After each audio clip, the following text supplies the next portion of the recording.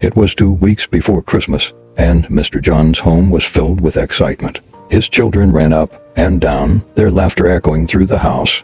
Their mother, Ewa, carefully packed clothes and snacks for the journey. Every year they traveled to the village. It was their favorite time, a chance to see family, play with cousins, and breathe the fresh country air. But this year would be different. Ewa glanced at her husband, concern in her eyes. "John, let's pray before we leave." Mr. John chuckled, waving her off. "Ewa, God knows we are traveling. He doesn't need a reminder." Her heart felt heavy. She had prayed for her family every day, but her husband refused to join her.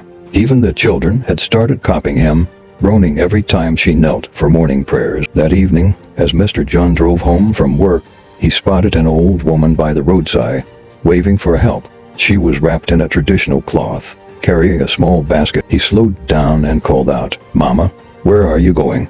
"My son," she said, her voice tired but firm. "I need a ride to the next street." He nodded, and she climbed in.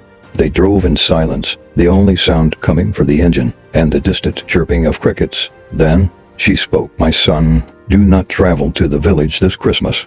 But if you must, pray and fast. There is danger ahead." Mr. John laughed heartily.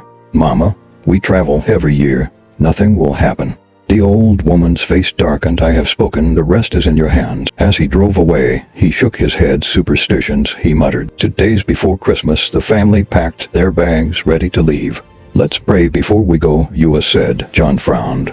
"Ewa, we're just going to the village, not the moon." He turned the key. Nothing. The car refused to start. "What now?" he muttered, stepping out. The mechanic arrived, inspecting the vehicle. After a moment, he sighed.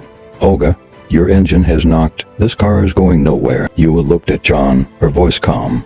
"Maybe God doesn't want us to go." John snapped.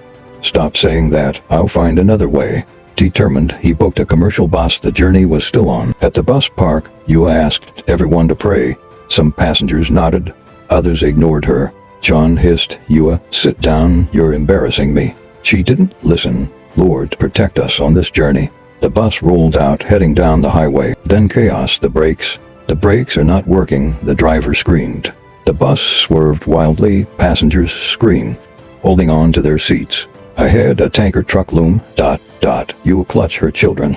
"Lord, save us." Then impact. In the village, whispers spread. "Did you hear? John's family was in an accident." Mama Amaka heard the news. She fell to the ground, wailing. But inside, her heart danced with joy. At the crash site, rescuers searched the wreckage. Miraculously, Ewa and her children were unharmed. John, however, had lost his legs. In the village, whispers spread.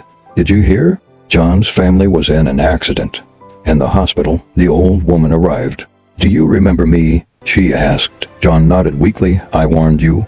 Your stepmother and the witches cursed you, but your wife's prayers, they shielded you." Tears filled his eyes.